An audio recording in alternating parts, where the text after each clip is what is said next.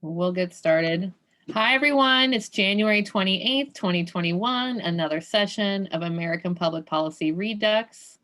Very exciting tonight to have everyone join, and we're going to talk about third parties and is it realistic, and maybe a continuation of our conversation from last week as far as the future of Republican Party as we exist at this point.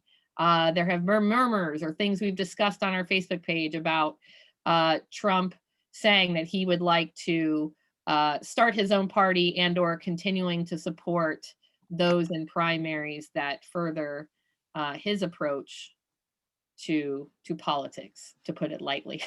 So I'm going to put everybody on mute, and actually everybody is on mute, so that works. And Pat, I'll send it on over to you. Great. Hope everybody is well and healthy, and even if not, ecstatically happy, but, getting through. I'm going to do kind of a narrow thing tonight, which will leave more time at the end for folks tossing around some ideas. And instead of, I talked to Michelle about this already, but instead of waiting until the end, I want to mention it now. Also because I'm so thrilled with my alliteration. Michelle loved it too. I'm going to go completely out of character next week and do something positive. So this is, are you ready? This is like one P word after another. The next session will be Pat Pierce's proposals for reducing partisan polarization.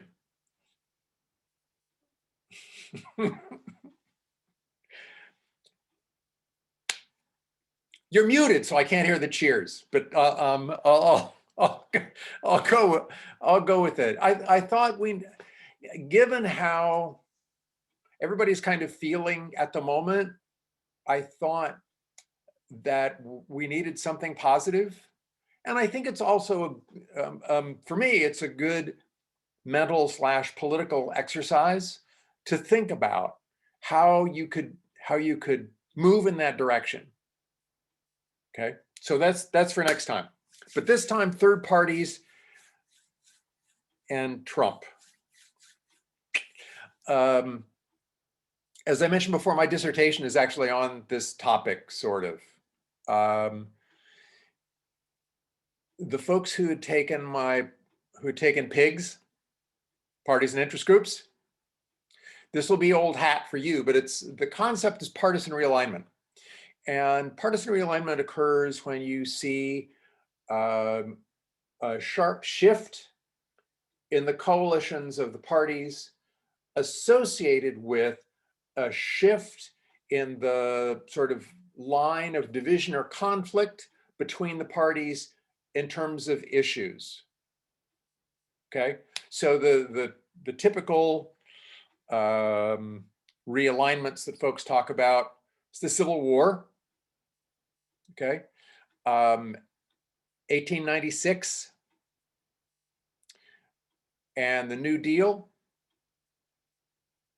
And then for reasons that it's not quite there, 1968 and later, when the Southern Democrats leave the party over civil rights and then go, so that's a nice way of seeing what I mean by this. Okay, so the issue of race then shifted the parties so that, I'm going to speak plainly, the racists in the South who were Democrats shifted over to the Republican Party. Okay, which meant the Democratic Party could wholeheartedly embrace civil rights because they you've purged the party of those Southern Democrats. So that's the concept.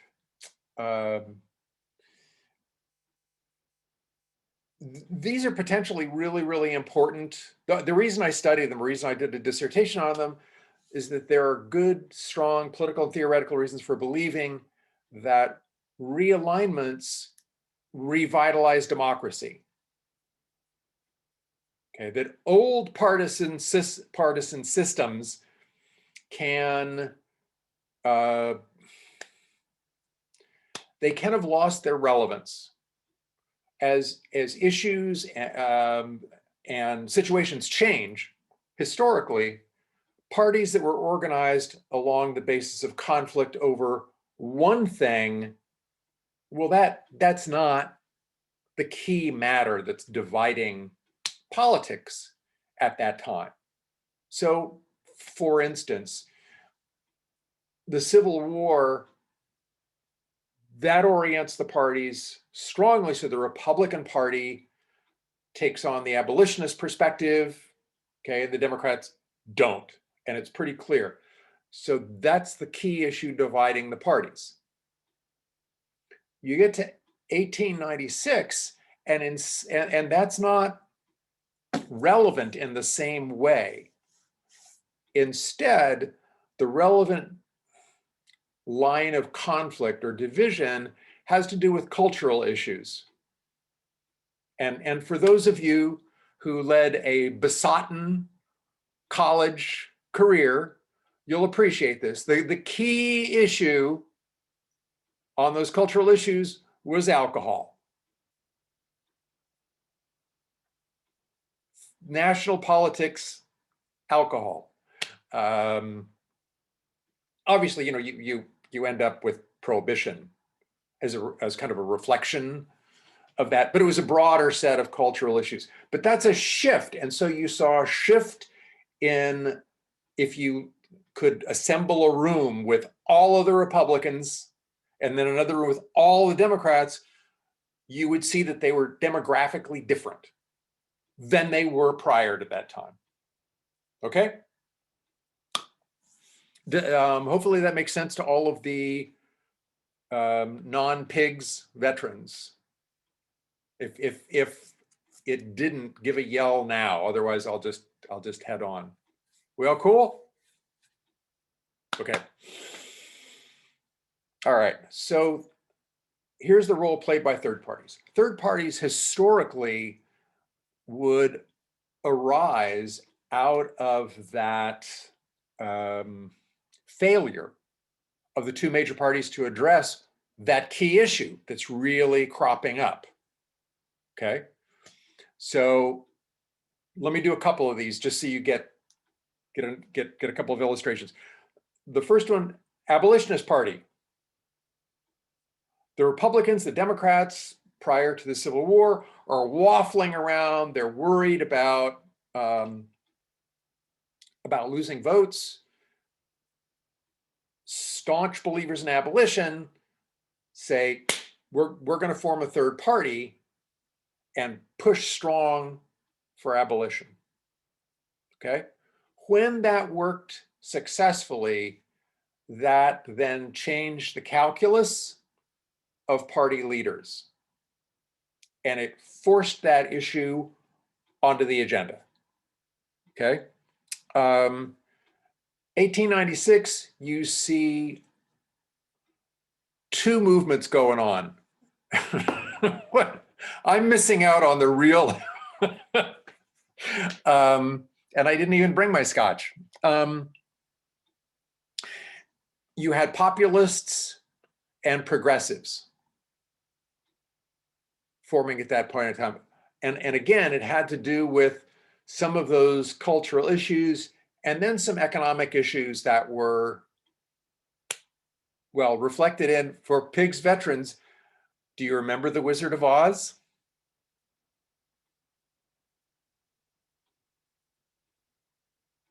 I will take anybody who wants to unmute themselves to explain what The Wizard of Oz is really about. Anybody? The man behind the curtain? Do you know who the man behind the curtain was? I forgot. Ha! Oh, yeah, I'm going to go back and see which one of you clowns took PIGS, and I'm changing your damn grade. There was no pigs when I was there. Yes, there was. As long as I taught, there was PIGS. It just,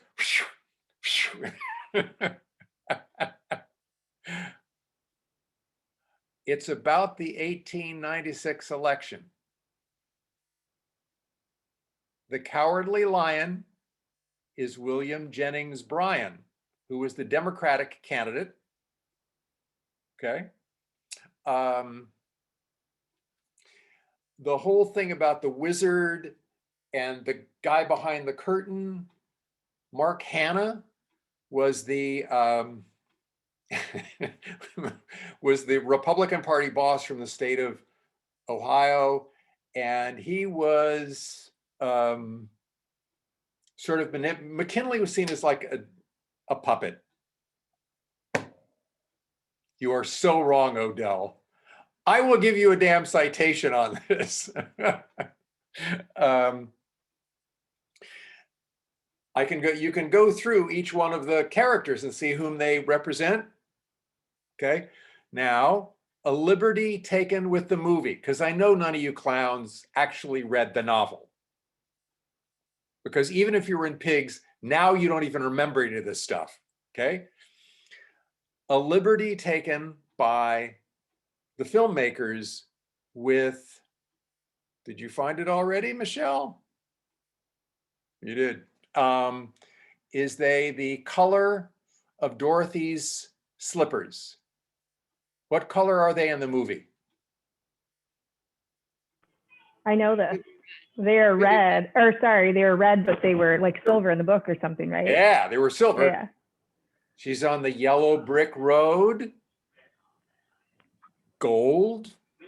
A major issue in the campaign, particularly with William Jennings Bryan, was the degree to which you relied on coinage of silver and gold for currency. And at the convention in 1896, he delivered maybe the most famous convention speech ever, that was called the Cross of Gold speech. Key line in it, "You shall not crucify this nation upon a cross of gold." This is arguing for coinage of silver.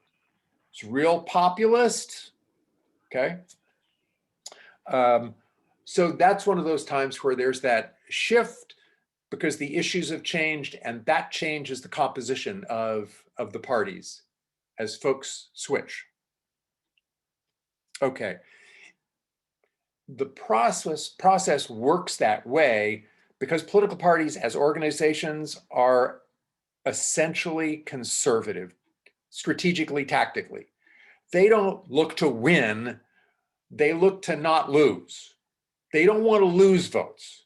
Anytime you address an issue in a forthright way, that's not what's called a valence issue, you may gain some voters, you will lose some voters.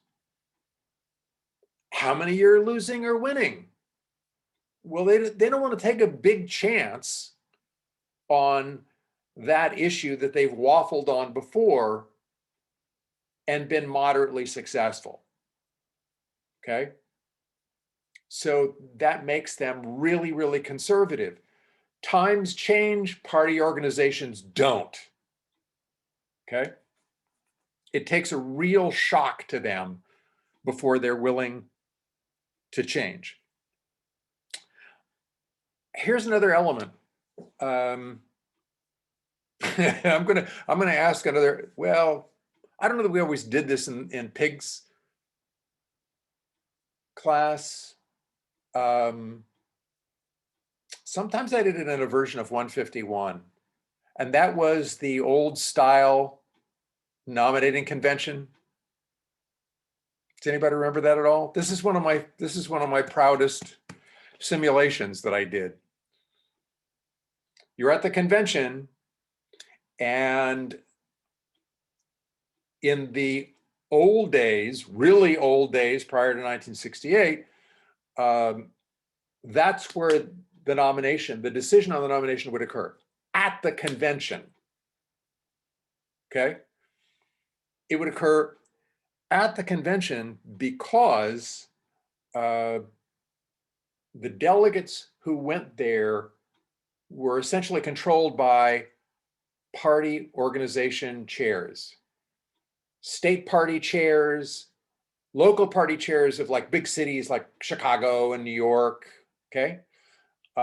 They would have groups of delegates under their control. And they were under their control because that party chair had resources at their disposal, making those folks who were delegates beholden to them. Okay, so the chair could decide how to cast those delegates' votes between the candidate options that existed.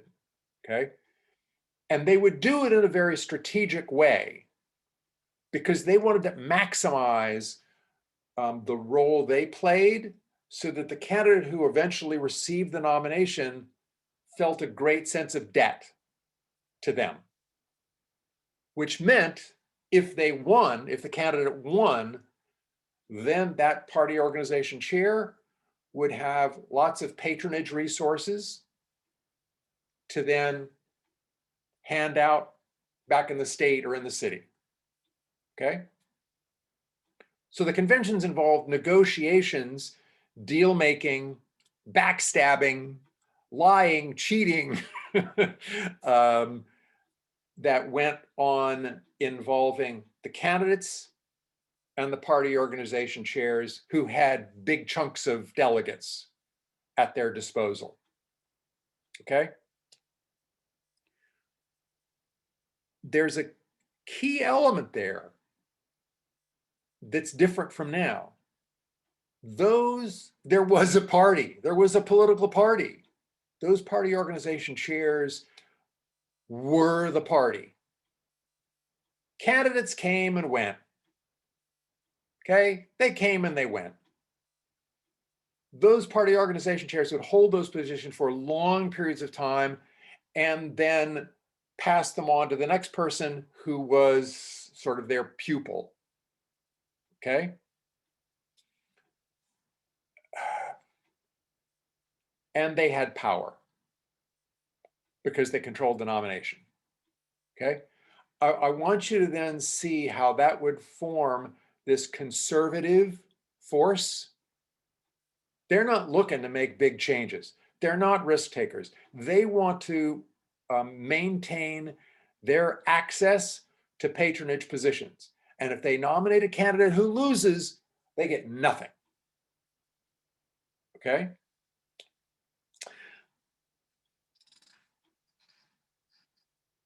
I don't want to overstate the case. Okay? So certainly if you were really, really popular, even if the party organization officials just hated you, they still wanted to win. Okay. And so if you were able to demonstrate how incredibly popular you were, you could get the nomination, but you still, at the very least in the back of your mind, you had to have those folks in the party organization in your thoughts. You had to be thinking about the role that they could play. Okay. So typically, historically, what happened is if a third party arose to address this unmet problem, this new issue, the parties still aren't going to budge. That third party needs to play sort of a spoiler role or get so many votes, get so much support that the parties get shaken loose from that conservative mooring, and one of them decides to take up the banner of that third party. Again, I'm sorry for the repetition, but again, the Republican Party leading the Civil War decides to take up the banner of the Abolitionist Party. Okay. What that means in terms of voters. So if you were one of those folks, in New England who really got caught up in the abolitionist movement. Okay. You were living in a, I'm going to lay out a sort of reasonable demographic situational thing. You're living in a big city. Okay. You're probably a Democrat. And you can be okay with that because it's not as though either party is really addressing the issue of slavery. Okay. But now the abolitionist movement develops a party, puts forward a candidate, and you start voting for that abolitionist candidate. Okay. And then Lincoln and the Republicans respond to the abolitionists and start to take a stronger position there. Then you move from the abolitionist party to the Republican Party, so that the third party serves as a way station as you switch from being a Democrat to being a Republican. Okay? What I want to do is lay this out at sort of each level. Okay? Yeah, let me throw in. No, this is like after this. Here's what would happen at those conventions where the party was in the process of shifting. This used to be really dramatic because they'd be in big cities, hotels. That's where the convention would be held. You would see like the old farts in the party who didn't want to change. They would stomp out of the convention hall, go across the street to another hotel and sort of have their own convention about yet another third party. And a favorite phrase that got used was, the Democratic Party as I know it is dead. It's changed. It's not the same. It's not the same thing. I'll give you a later illustration of that. Does anybody? Oh, this is good. I get to do, this is like quizzing you. It's pretty good. Y'all went to a Catholic women's college, right? So who was the first Catholic candidate for president?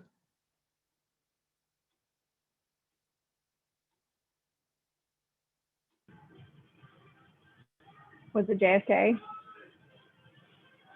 Yeah, I had a feeling that Much earlier. That was the obvious answer. He was an unsuccessful candidate. That's why I had to be careful about how I was. Al Smith. You cheated, didn't you? Yeah, but I also went to the Al Smith dinner a couple of times, so it took me nothing to Google Al Smith, and I was like, oh yeah. So I double checked myself before saying. There you go. There you go. Al Smith was like at the heart of the Democratic Party. But when FDR started changing the Democratic Party, Al Smith became one of the fiercest critics of FDR. Okay, as far as he was concerned, that Democratic Party that started to move to develop some kind of social security state, that was not the Democratic Party he signed up for. And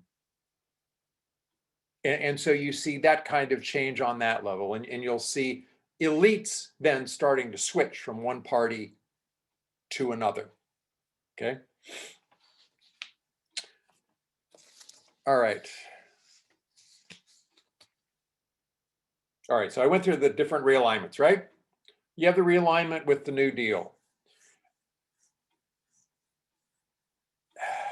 And this is one of the reasons that I had folks in that class read The Last Hurrah, and we watched the movie too, if you remember. It's a great movie. Spencer Tracy, look it up. You got nothing else to do. Catch a Spencer Tracy movie. And that's that's occurring sort of in the wake of the New Deal as party organizations weaken. Okay. So the last hurrah is like, this is the last hurrah of the big party machine. Okay. Oh, by the way, the novel on which it's based, the author's a Domer, and I still used it.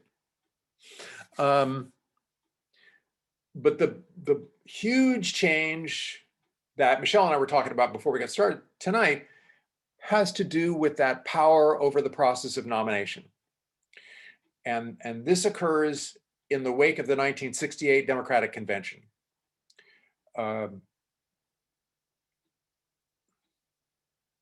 About which you can catch is it a Netflix movie? This is the trial of Chicago 7. Any of you caught that? I saw it. Yeah. Yeah, okay.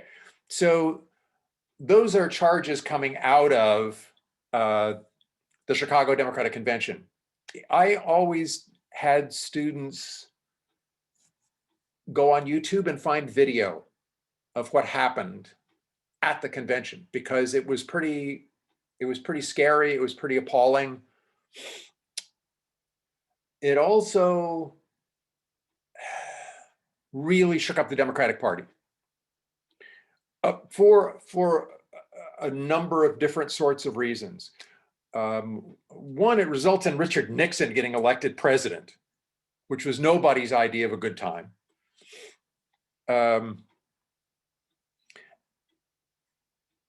In the middle of the sense within the party that they really should have been able to win in 1968. And that huge disruption, the party looking really, really divided and bad at that convention, harmed their electoral chances in 1968. Okay. In addition to that, there was the strong sense that the party organization,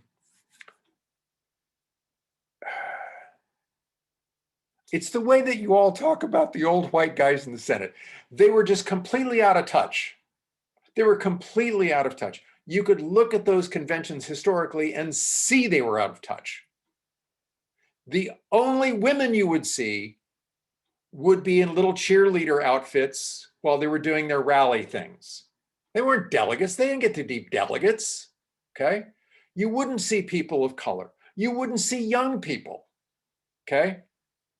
And so you take a look at that, and Hubert Humphrey gets nominated at a time when certainly young people wanted to end the war in Vietnam. And Humphrey got tagged with the war because he was Lyndon Johnson's vice president.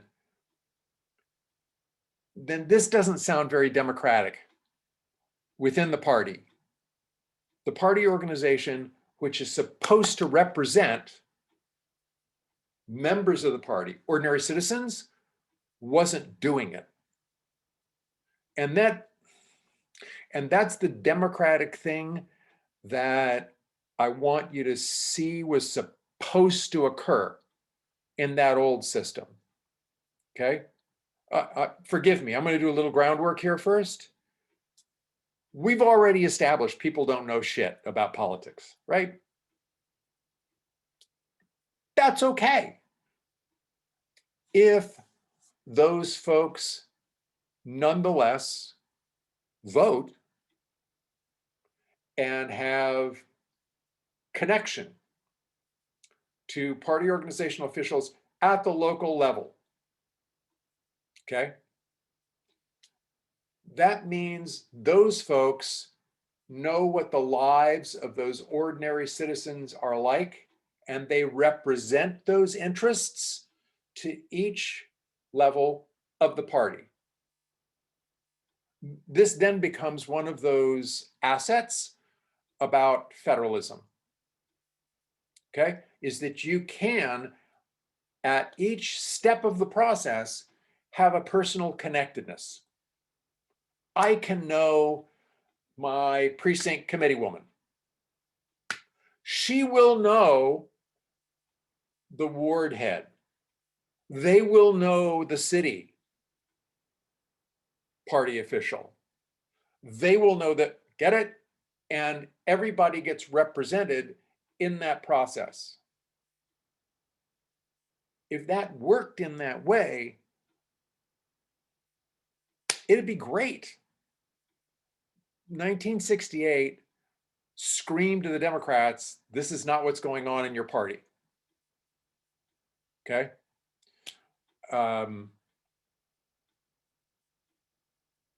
And so there was reform, and the big reform came in the form of the party commission, the McGovern-Fraser Commission. It's no coincidence that the Democrats nominate whom in 1972?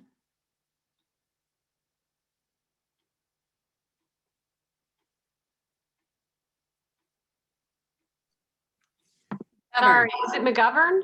Yeah. Yeah. Okay. Who wrote the party rules? So again, candidates aren't smart. They're conservative. They don't change things. But McGovern knew the rules, and he knew that if you change the rules in a given way, you needed to change the way you campaigned for the nomination. And the big change was sort of two things combined. You shift from the use of caucuses, where they would get together in a room and they would have discussions, they would sort of line up and who they supported. Deep in the old system, real discussions of political strategy and positions of the issues and the candidate's record, to primaries. If you don't trust those folks who were running the caucuses, we're going to put the power back in the hands of the people that you were ignoring, and we're going to let them decide. And all they have to do is go into a voting booth, and they don't have to explain their choice. They don't have to defend their choice. It's like picking vanilla ice cream. They can just, whatever they want, okay? Here's the other thing. In that old system, those delegates were unpledged.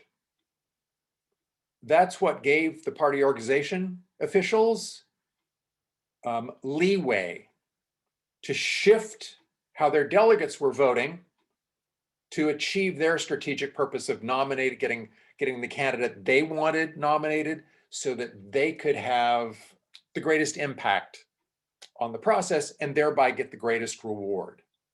Okay? A shift from using unpledged delegates to pledged delegates. So when you went in and voted in that primary and you assembled all of those individual voters' decisions and put them into some sort of formula, those voter decisions were tied to pledged delegates. And typically those delegates were pledged to that candidate for whom individual voters had cast their ballots for like 3 ballots. It varied, okay? But typically it was around three ballots. That meant primaries drove nomination decisions. McGovern figured that out. He ran a really, he's probably the most liberal, in my lifetime, the most liberal Democratic candidate that we've ever had. And he sort of discovered that was one way to generate popular support.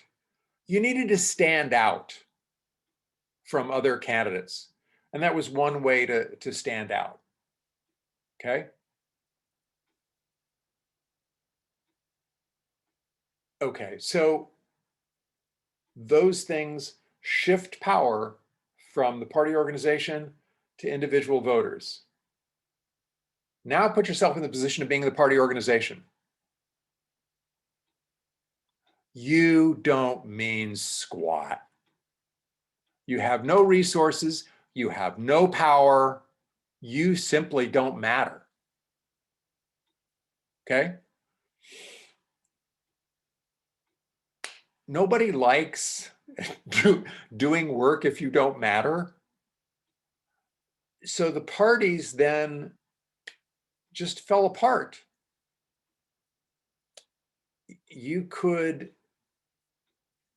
There are plenty of times that precinct committeeman positions would simply be open. What was the point? What were you doing as precinct committeeman? It didn't matter, okay? The organizational structure starts to fall apart, okay? Oh, I'm sorry. One key point. The Democrats were doing all that stuff. Republicans are never big on reform, okay? So, but the problem was they got dragged along with the Democrats because most of these election laws are state laws, and states don't want to have separate sorts of systems. So the Republicans kind of went along with that. The Democrats went one step farther.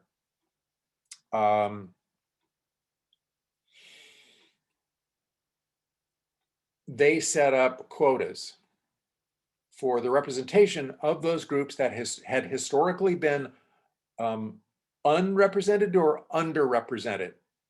So you had quotas for young people, minorities,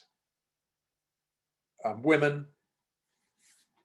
And now you looked on the convention floor and it looked a little bit more like America. The Republicans never bothered with that shit. Basically, the language was telling the folks that it would be nice. It would be nice if we had more women, or it would be nice if we had more people of color. But all you had to do was take a look at the Republican convention the last few years, and that quota system, that the lack of it, you could see it. Okay, it's not a diverse set of delegates. In the end, however, it didn't matter because you didn't do anything as a delegate. You were a cipher. You went there pledged to support a particular candidate. Okay? You didn't exercise your judgment. So that's fine. You get to go to, Chicago or wherever the convention happens to be, and you have a good time, and there's lots of partying, but that doesn't really matter. And the platform is basically set up by the presidential nominee. So you don't have much of an impact there either. Okay? So you had quota representation that didn't mean much at all. Okay? But it looked more like folks on the ground, even if it didn't matter. Okay? Here's what you lost. The term Michelle heard on the 1A broadcast was gatekeepers. Okay, those folks in the party organization, I've been through this before. Like, there's no way folks in the Republican Party organization, the Republican National Committee, would have allowed, if it was in their power, there's no way they would have allowed Trump to be the nominee. Again, I think I've already mentioned, I had a student who interned at the RNC, and she said people were going crazy, just nuts. Like, how do we stop this? This is horrible. We can't let Trump get the nomination. They were helpless to stop that. Okay. Well, that gatekeeping function, it could be exercised for good or evil, right? It could have been exercised for good to keep Trump out of the election, or at least out of the Republican nomination. Or it could, and it was used to hold back insurgent groups, folks who lacked political power. Okay. So as you shift to the use of primaries, well, you've given up both the good and the evil that the party organization could do in nominating candidates. Okay. Here's why it's even worse. In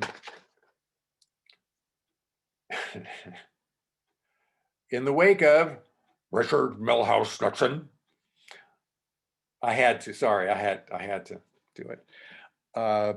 You saw dramatic increases in the levels of political cynicism and distrust, and it spread. Folks began to believe that Nixon wasn't any different from any other politician. He just got caught. Positively, factually incorrect. It didn't matter. And that cynicism and distrust spread over every political institution in the nation, including political parties. Okay? So if you're a candidate and you want to get the nomination of the Republican Party, the last thing you want to do is identify yourself as an ardent Republican. Because Republicans in the party believe the party's corrupt. They'll vote Republican, but they believe that the organization is corrupt. So then you had candidates running against their own party, vying for the nomination. Okay?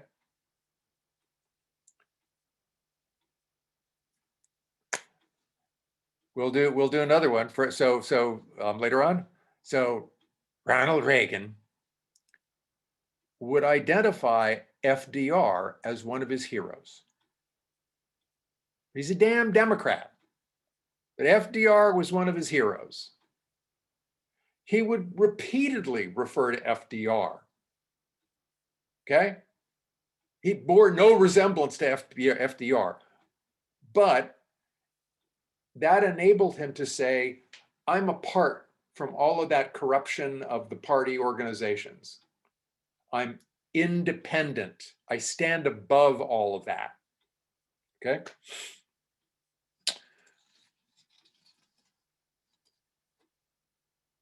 Okay. Now let's start moving this into Trump, okay? This is a major reason why the Republican Party will find it difficult to move forward in the age of Trump. Again, unless, God willing, he's in prison, they're going to have a problem because the party organization can't stop him. They don't have any, they can't keep him from getting the nomination.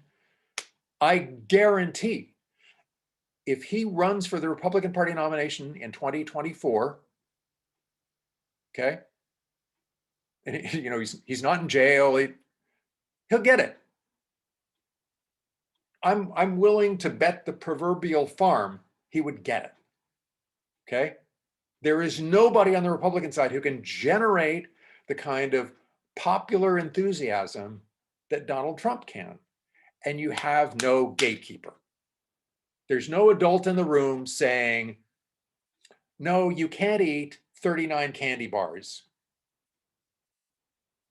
We're not letting him run. Okay? This means that third parties are just going to work differently now. Okay. I honestly think of third parties now as vanity projects. Folks, and this fits with Trump, right? So folks who are more narcissistic, this is their home. Ralph Nader was like that. Okay. H. Ross Perot, the little short Texan dude, another narcissist. Okay. Another vanity project from it.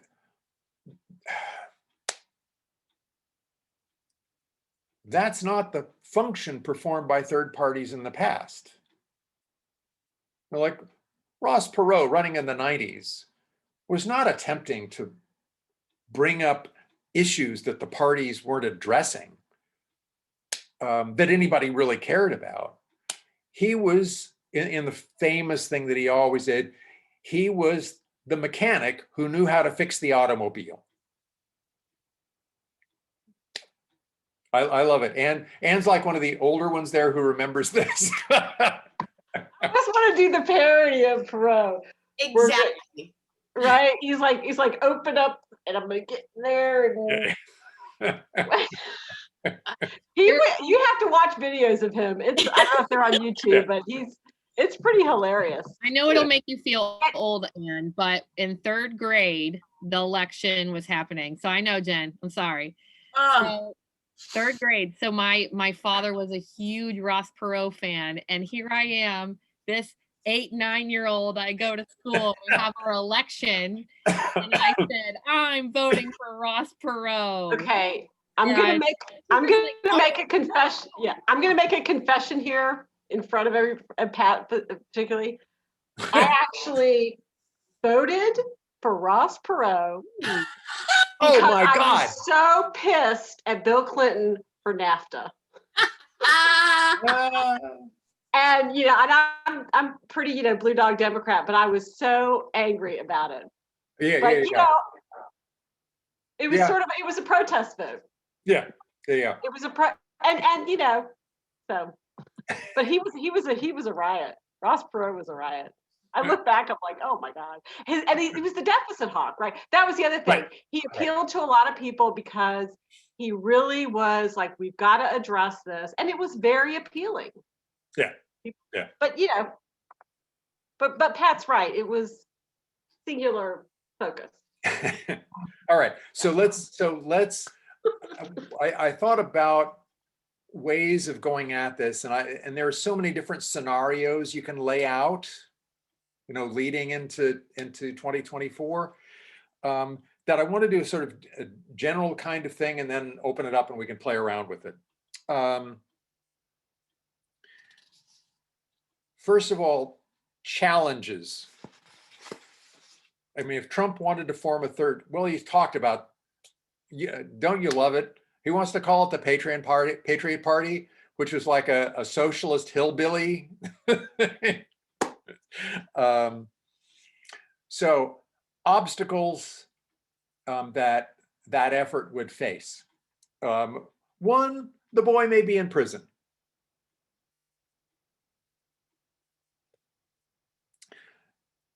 Two, interesting things will change about fundraising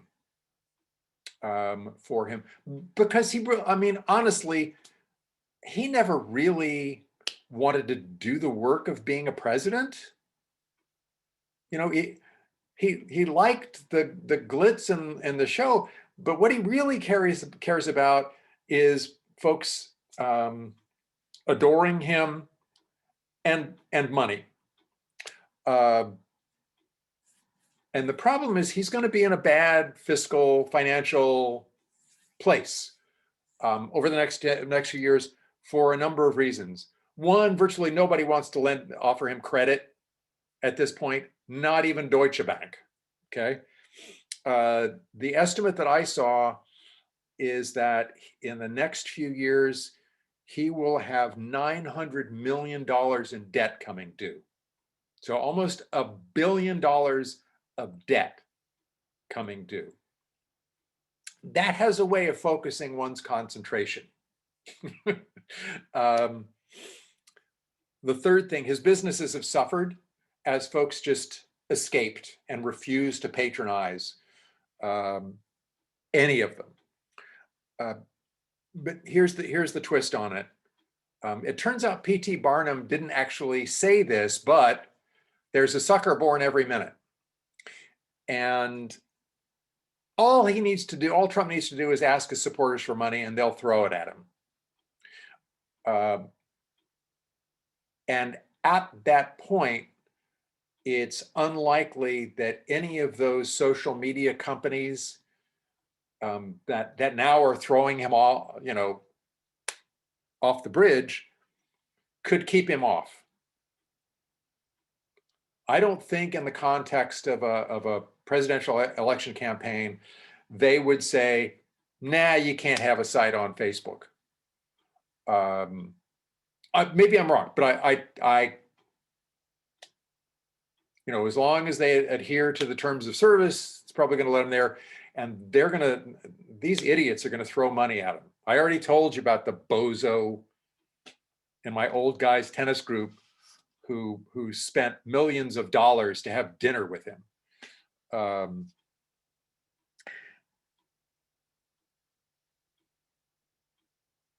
It's still going to complicate things.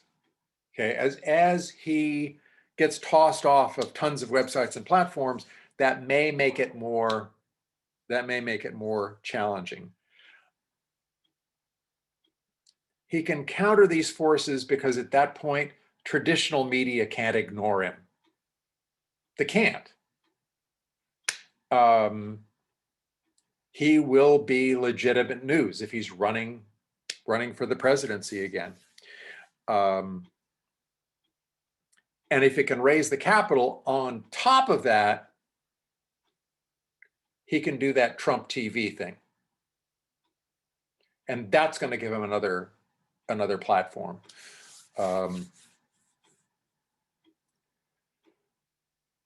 So let's say he does that, and he does it under the heading of a third party, his Patriot Party, which we kind of hope becomes a prison party.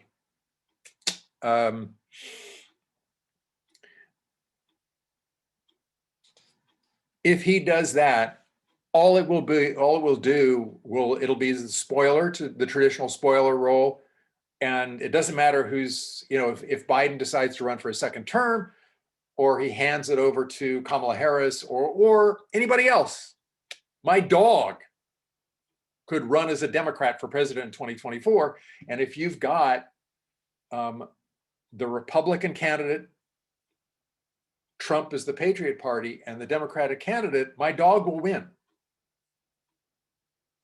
Yeah, but Pat, I have a question about that. She's cuter than any of them either. Anyway. But I have a question about that. I mean, and we'll see what happens with the polling, but right now 70 to 80% of Republicans still support Trump. I mean, so how does that square? You're saying if a dog runs, you need to be more precise about that. What do you mean by don't support him? They do support him. So yeah. I'm sorry. So, and 4 years is a long time. A lot can happen, but if that percentage of people support him, don't think that he was responsible and for the sedition, what's to stop them from voting for him again under whatever party in 2024? Right, I'll do the math. So he got less than a majority when he was the Republican nominee. If he gets 70%, and he won't get 70%, because that's okay, because you'd actually have a real live person who would be the Republican nominee, right? Okay, then we're going to give him the benefit, and he gets 60% of that. Yeah. And the Republican nominee only gets 40% of that. The Democrat still wins. Yeah, okay, got it. Yeah. No, yeah, but what I was asking, I understand that the Democrat would win, but I'm not so sure you wouldn't have a substantial percentage of the Republican Party still stay with Trump. Oh, no, I think they will. As a patriot. Switching parties, to your point about party realignment. Yeah. Okay, thanks. So someone asked, you don't think that Trump could run as a Republican in 2024? No, I just said, let's try this scenario where he runs as a third party candidate. Okay, so this is a conditional thing. If he because that was where I thought those were kind of my marching orders last time. We're thinking about Trump and a third party. So that's why I'm going this way. And I'll do the other alternative real quickly at the end. The problem is, even though he plays the spoiler role and he's not going to win, that will continue to roil society. You will see again, increases in hate crimes.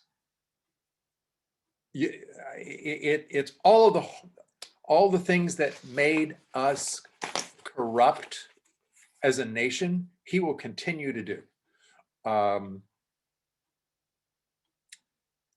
You'll continue to see high levels of disinformation. I think I mentioned before the good study of well, a center that does really, really good studies on disinformation, misinformation is the Berkman Klein Center that's based at Harvard Law School. The Pew Center also does some good stuff there. And the work that Berkman Klein Center said, he's at the center of disinformation. He's right at the center of it. So you leave him around or you bring him back up for the 2024 campaign, and that's going to promote that. We can hope that once Facebook and Twitter and all those platforms finally got religion and started engaging in some regulation, that would tamp it down a little bit. But again, it's hard if those other outlets and media outlets give him exposure to keep it from occurring at all. You know what though? I don't think his followers care that he gives them disinformation. No. They don't. It's a combination of. They're so down the rabbit hole. I mean, they're going to. They just believe whatever he says, and then anything contrary to that is the proverbial fake news, right? No, the only way out of this is to find some way to completely muzzle him. We're back to prison. Yeah.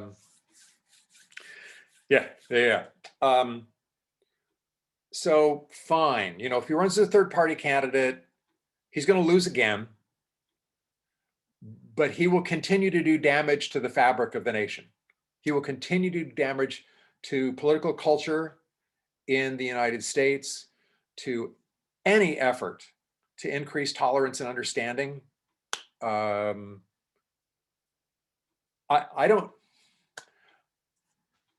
care a whole lot.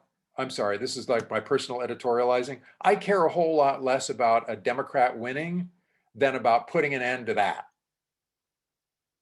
I would rather have a Republican win and Trump gone than a Democrat winning and Trump still around. So I think that's a really, it's not a happy state of affairs. If he, on the other hand, runs for the Republican nomination, I'm pretty convinced it's his for the taking. Again, party organization isn't going to stop him. They don't have any weapons at their disposal.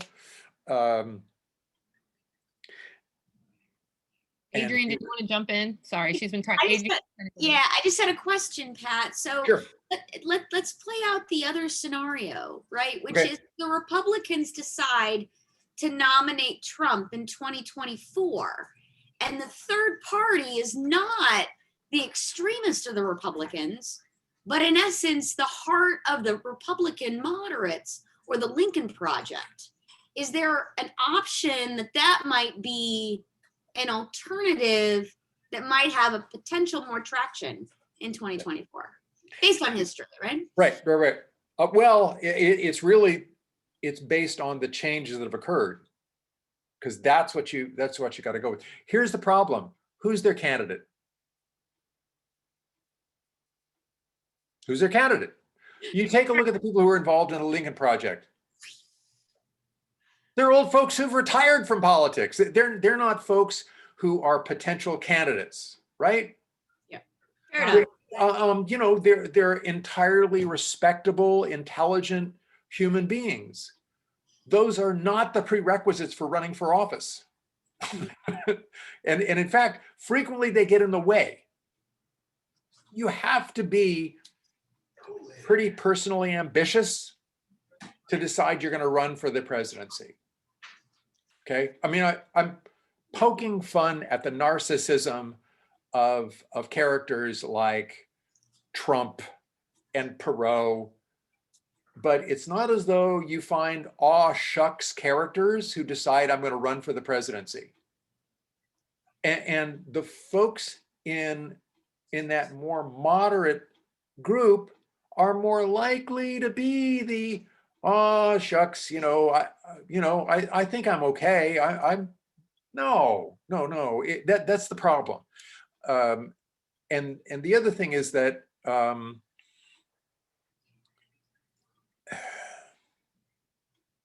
what you wanted. Let me step into the shoes of Republicans in the room. Okay, I want someone who's going to help redefine the Republican Party. So we pull it back from the abyss of Trumpism and make it something different. That ain't sexy, man. That is not something that will generate sort of overwhelming enthusiasm on the part of primary voters or general election voters. It's just not. Here's the other, if you could find, oh, this is great. I get to do a historical sort of analysis here to feed into this. If you could find a really charismatic individual who wanted to take the party in that direction, that's the deal. That's what you have to do. And there is some hope for doing something like that. This is going to sound like charisma to you, but okay, so 1968, the Democratic Convention, Hubert Humphrey loses, he really shouldn't have. 1972, the Democrats, with this new process for nomination, go with McGovern. I'm going to tell you, political scientists in the wake of that go, particularly ones who were more conservative. They were Democrats, but they were more conservative Democrats. Oh my God, this party reform stuff is nonsense. Look what it gave us. It gave us McGovern, who loses in one of the huge landslides in American presidential elections. This system is biased in favor of ideologically extreme candidates because they're the only ones who can generate primary voters to support them. I love it when political scientists who think they're all that get their comeuppance. Okay, so the comeuppance comes 4 years later. And their Democratic nominee is? You gotta unmute. Jimmy Carter. Jimmy Carter. He's the most conservative Democrat you've had running for the presidency in ages. Aw, shucks, right? Well, it was, the point I want to make was that his appeal certainly wasn't ideology. What political scientists were worried about is this system, this reform will stick us with McGovern-like candidates forever.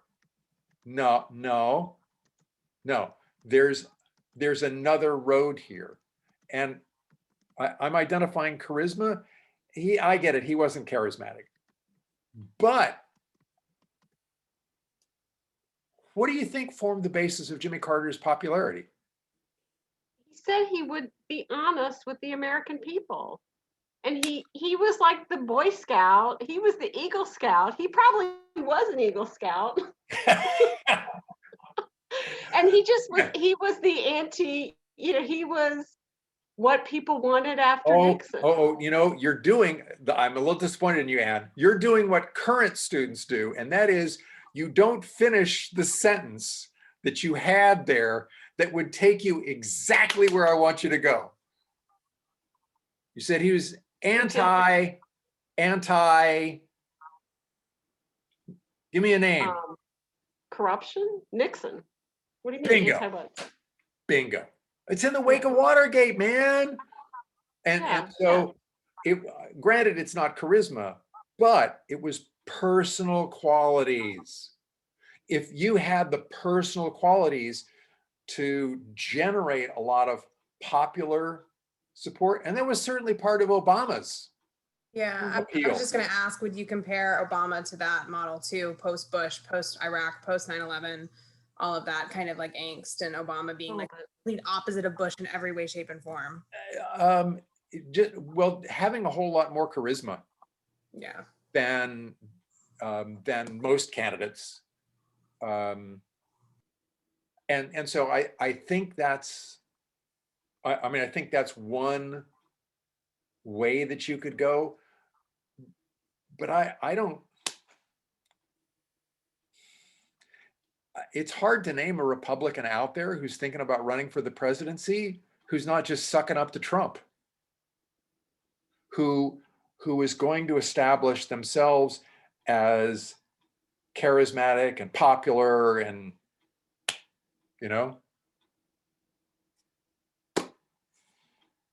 yeah. Thanks, Paige. I'm not gonna ride the Nikki Haley train forever, but she doesn't have my vote, so she's lost it at this point. So I think what I want to clarify from you, Pat, in your perspective, is that in connecting I wrote this down because I wanted to make sure I got it right. The historical context that you provided us with is that even if Trump is one of those divisive enough issues that cause reorientation to the parties, there is no one that's charismatic enough that could fill the void that would warrant because and this is my world right now. So, I'm reading things that are saying, 8%, roughly 8% of voters that voted for Biden voted down ballot Republican. So you've got a huge amount of Americans that would have preferred for an adequate choice on the Republican, but simply couldn't do Trump. Right. You have like roughly 30 something percent, depending on the poll, talking about Republicans that actually really truly believe the QAnon. There's some that feel like it's moderately maybe true, but the diehards are kind of considered like in the 30% range. So, and then I just anecdotally, I've always said here, the majority of people I know that have voted for Trump, and I'm talking about hundreds, not 5, are again stuck on that pro-life issue, right? Like they knew what Biden would do, and we have those executive orders that were passed yesterday, very clear, that validated their choice for Trump, if pro-life being their issue. So let's say that you have a moderately charismatic individual reaching out to those roughly 8% people that's extremely pro-life, that is positioning themselves. Could they reorient the parties either? So you're contending that this person has to be incredibly charismatic to even have a chance, and that they would have to do it through the Republican system, not, as Adrian had suggested, more of a third party, moderate recreation of the Tea Party. Yeah. Okay. Yeah. And Trump just makes everything hard. I mean, for those of you who didn't catch this, Jen had posted Nikki Haley's comments about impeachment, and then I piled on with Norman Ornstein, who is, and he's working at the American Enterprise Institute. Sure did. This is no liberal organization. American Enterprise Institute, that's really conservative. That's really conservative. And he just laid into her. And in one way justifiably, in one way not. My comment was, I think Michelle's right. I think Nikki Haley is one of the more reasonable ones who are out there, who isn't just completely, who doesn't, like Josh Hawley and Ted Cruz, completely lack a soul. Okay? But the problem is that Trump has so corrupted the Republican Party and so corrupted the Republic that it's hard for people to be virtuous. It's hard for people to do the right thing because the price is so high for doing that. Does that make sense? People are behaving. I'm sorry? I also think enough time will go on that like nobody's going to care what Nikki Haley said about impeachment from 4 years from now. Like we like as a country, we have an attention span the size of a rodent. That's why that's why the whole news cycle has been what it's been this past week.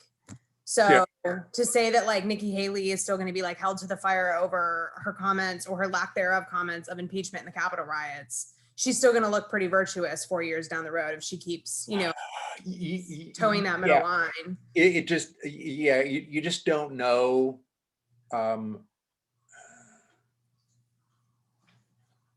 Let's say you even take Trump out of the picture, okay? He's in prison, 18. I would bet that if you had, like Josh Hawley is just jonesing for the nomination in 2024, right? Ted Cruz every night goes to bed dreaming of the nomination. As long as you have characters like that, they're going to bring this stuff up. They're going to bring it up because they want to be Trump light. They want to keep going in that. And so it's not as though it will really disappear. They're going to bring it up even if he's not there. So he could be dead. He could be dead. One of you noted he's awfully old. He could be dead. It wouldn't matter.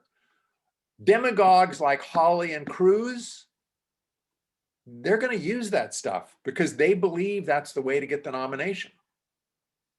So this will be interesting when you talk about reducing polarization, because where my head is going as we're talking about this, if it's so challenging for the Republican Party to kind of get themselves together in terms of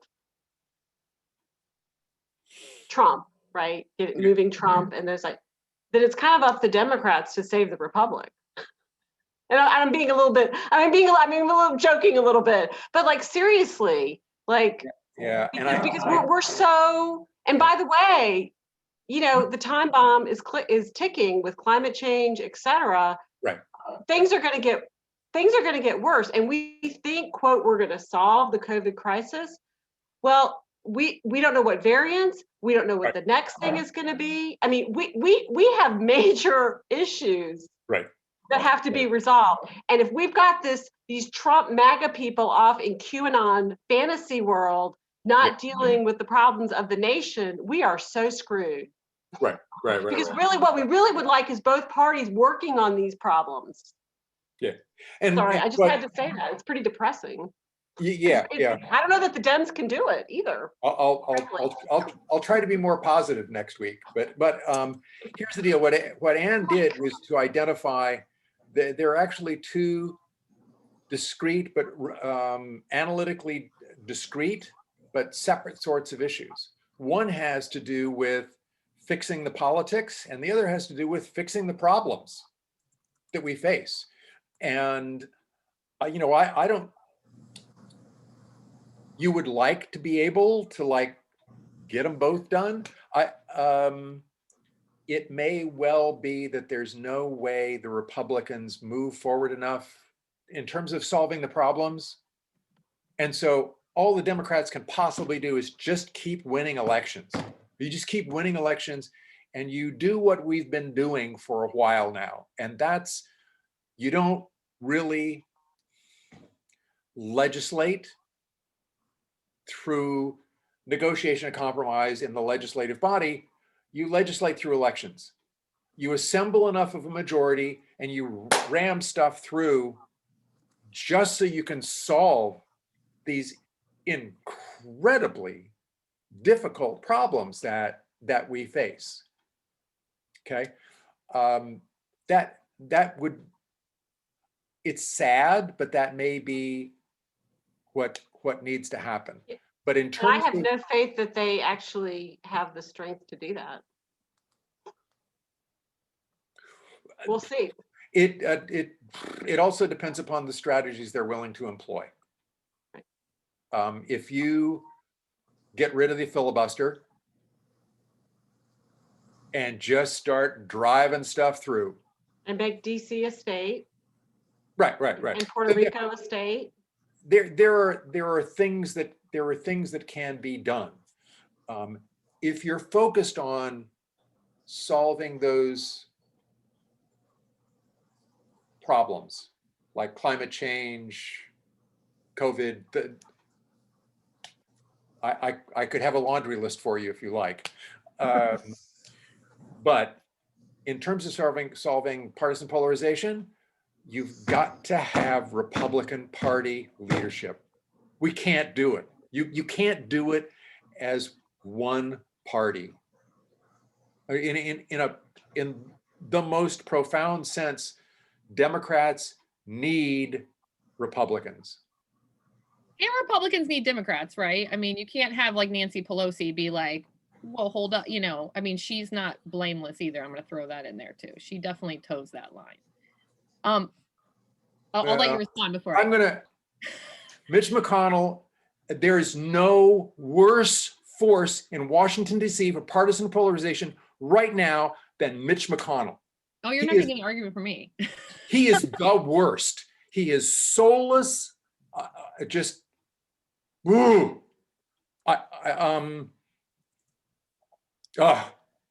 absolutely the worst. On that note, though, there is a bit of chatter on the chat, if that's kind of odd to say, about talking about the future of the Democratic Party. So, and we all know, and we're kind of gotten in there that there are lots of different coalitions in that as well, especially some that have really developed as of late. So maybe we postpone our 5P alliteration talk one more week, and next week we look at the future of the Democratic Party. Could we do that? A lot of people said that they're interested in it. And then we talk about, after we talk about the future of the post, then how do we solve the partisan polarization given the two futures that we have envisioned? Just a thought. Throw it out. Let me think about that. I think everybody needs something positive first. Yeah. So I actually wanted to add before we were talking about, we kind of digressed a little bit, but it kind of goes hand in hand with like the Democrats and like the future of the Democrats, because right now I feel like we're really focusing based on the news cycle and like the recent events about how Trump has like taken hostage over the Republican Party and how there's like this talk of the split ticket of the Republicans, right? Like the MAGA party and then the old Republicans and what that means for the future of Republicans. But I feel like earlier in the election cycle, we were having the same conversation about Democrats, because when Biden was the presumptive, well, I think at that point he was the nominee, and there was a lot of push he was getting from like the Elizabeth Warren, Bernie Sanders, AOC, specifically about climate change, healthcare. And I'm curious to see what 4 years are going to do, because right now it's all roses for Democrats, because we're like, okay, no more Trump, and like life is great in the sense of where the power is kind of divided now. But it's one of those things that like I'm curious to see as policy progresses and as this honeymoon phase is worn off, like the same thing could be happening to Democrats in 4 years as it's happening now to Trump. So you're going to have the Trump, you're going to have the Republicans, and then you could have like the socialist Democrats and then the old school like moderate Clinton era Democrats. And it could be the same thing either way. I think it just depends on how it unfolds under the Biden administration. Yeah, I mean, certainly there's plenty of time. We've just gotten started. It's hard to tell, but I will remind folks that earlier on, I pointed out that Pelosi has exercised real genius in dealing with AOC and the others who wanted to move more in the progressive direction. You know, obviously that can run into obstacles. You can't foresee that at this point in time. And Paige is right. I mean, certainly everybody just thrilled to have Trump gone, and it makes it makes them comfortable with one another and less likely to, you know, to attack the old institutional folks in the party. But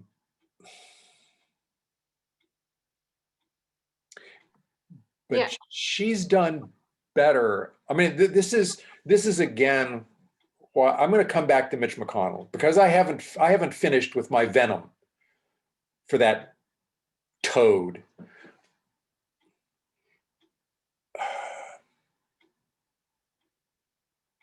The best thing he could have done, not just for the country, but for the Republican Party, was to support impeachment. That was the best thing that he could have done. He did the worst thing he could have done. Because he doesn't know how to get anything done. He knows how to get stuff stopped. So he knew how to halt the push for impeachment. We need to wait. We need to give enough time for the president to establish a legal staff and mount the defense. We need to do this the right way. Bullshit. This was the equivalent of someone committing a murder in front of the jury and then saying, well, let's take a recess and you know, we'll come back in a few weeks to try. All the evidence was right. You don't need a damn legal staff. I understand you go through the motions. You didn't need that much time. Okay, and Pat, the Democrats allowed that, and they're in power. Yeah. And they allowed it, and it is their weakness. Well, and it's because McConnell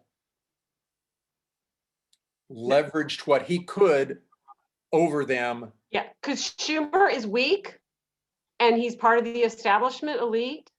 I mean, he could have exercised authority and power just like McConnell did, and he chose not to. Wasn't it coming from He's the very, caught- very top? I'm sorry. Well, he was sort of caught in terms of responding to what Biden wanted to get done. Well, the balance was, that you need to get these appointees in place. Yeah. Biden needs to get. I get it, but it was Amy Klobuchar who said we can do appointments in the morning, we can do COVID in the afternoon, and we can do impeachment at night. And I'm like, yeah, go girl. Yeah. Like, really? Well, and she didn't understand that McConnell could have thrown the wrench into that. Well, get rid of the filibuster and be done with it. Well, and that's what you're getting at, is you wanted them at the very beginning to blow things up. And you don't know what happens when you blow things up. You don't. And so I get it. I understand why that happened. Yeah, we'll see. I mean, I don't know. We'll see. It's not that far out. I'll argue the other side. It's not that far out. It's only a week. It's only like a week and a half away. So I get it too, but now they've had their cooling off period, and Republicans who are really pissed on the 6th aren't so pissed anymore. Right. I mean, it's this was something I put someplace else, but there was I think a Republican staffer who said, if we did this, if we had a vote in the Senate on impeachment, as soon as the House passed that resolution, you'd get 80 votes. You would have gotten 80 votes. All he had to do was push it back, and he just start, the support. He could do his symbolic, it was wrong, you lied, da da da da da. While he still. Why couldn't they swear in Ossoff and Warnock earlier? in which case the Dems could have pushed it faster. There was some, what was the reason why? Because the vice, oh no, go ahead. Pardon? Go ahead, Patrick, I'm sorry. No. I think it was the certification dates in Georgia. No, I don't Well, think so, because everything was the presidential election was certified on January 6th. Why wouldn't the? No, it was the runoff. The runoff election date was later out. True. That's true. But I think that's what it was, because I was wondering the same thing. maybe so. Okay. Yeah. No, And then we needed the vice president to take over. She had to resign from her seat in order for the other guy to come in so that we could have 50% plus one But too. it seemed like there was a delay that didn't have to be there, but I don't know. For some reason.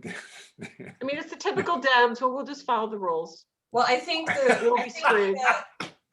I think the election result in Georgia was clear, but Raffensperger took all the way to the official date to certify on purpose. So You're probably right, Leslie. I think it was like January 19th or something. It was like right before. Yeah, I think also that those terms, had an end date, and you had to wait until the previous term was over to then bring in the person who just won the election. So that was sort of in a circuitous way my 2 cents, Michelle, that I'd rather do say it with me, Pat Pierce's proposals for reducing partisan polarization next time. And then you're shaking your head no, Jen, you don't want to do it? No, I do. I didn't want to hear you say the 100 Ps again. Hey, Pat, I have so little joy in my life. Give me a bone. But see, I don't really care the order we do it. Whatever you guys want is fine. But I think what will be interesting is whatever we talk about with the Dems, which will be of interest, fast forward 3 to 6 months. I think that's going to inform a lot. That will inform That's what that feature. Yeah, and you're right. I mean, and that's another reason that I'm not interested in doing it right away. At this point, I think it's so incredibly speculative that there's not enough data. There's not enough information. Yeah, because it's sort of wild speculation. Because it's going to be completely different if Biden in the first 100 days or whatever can push through major health reform, climate change, versus he's not able to. The dynamics of the Democratic Party, I think, are going to be significantly different. Right, I agree. The topic isn't going anywhere. Yeah. No, I think it will. I think it will become more ripe later on. Hey, Pat, I've got a question. As you were talking about the idea that the Democrats in 1972 really changed the way that party nominations were in place. Did Republicans have that same change in 1972? Or did that happen later when folks like the Eagle Forum and the Christian conservatives come into strength and power in like 1980? Yeah, the formal changes in terms of state laws that set up primaries or caucuses, all that stuff. That was happening simultaneously for the Republicans and Democrats because it was a state law about how you were doing that. Mind you, the details have changed over time. But they both had those basic changes at that point in time. I'm gonna take a moment just to beat up on the DNC.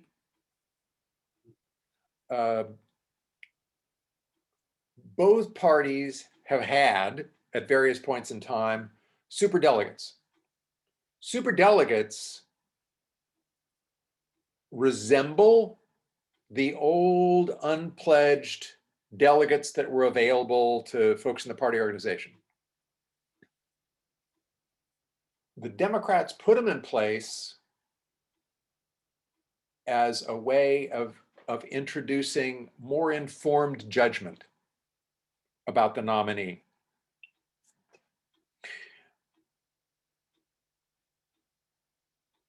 Not a bad idea. And that they would be unpledged. Okay, not a bad idea. But it's something that ran counter to that theme of having a democratic process. Maybe not necessarily outcome, but a democratic process. No. The elite poobahs don't get to have, no, it's got to be directly to the people. That's how it's got to go. Frickin' Bernie Sanders, who attributed his loss to Hillary Clinton to those blankety blank superdelegates, shamed the DNC into pretty much eliminating the superdelegates as any kind of force. It was one of the stupidest things the Democratic Party has done in ages. Absolutely stupid.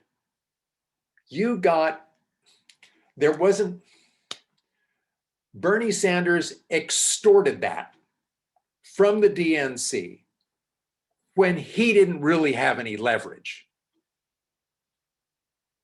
There was no reason they had to listen to him. He's a crazy old Jewish man. Just ignore him. Let him yell at children on his front lawn. Don't get rid of superdelegates. But it also... You watch yourself, Pat, talking that way about Bernie. Obviously, you don't feel the burn. You better watch yourself, bro. Okay, so this is good. Clearly, you haven't been watching the mitten memes, okay? You gotta like laugh at the No, I mitten know. So Anne had her confession. Now I'm going to have mine. Okay. In 2016, the Indiana presidential primary, most of you know, I really never liked the Clintons. They're not, those are not my people. I voted for Bernie. And it was Bernie like I was taking a stick and poking Hillary. and I know lots of voters were doing the same kind of strategic voting. But then given his behavior, it makes me sort of regret that. Maybe not as much as Anne regrets her vote for Perot, but I'm okay with it. We all have sins, I guess. All right, are we good? Anybody got anything else? Come prepared next week. Was that a message to me or? Sorry, that was to the ladies. It makes everything good about politics over my personal Lord and Savior, Dr. President Hosea Bartlett from the West Wing, and that's how I want it all to work. And yeah, when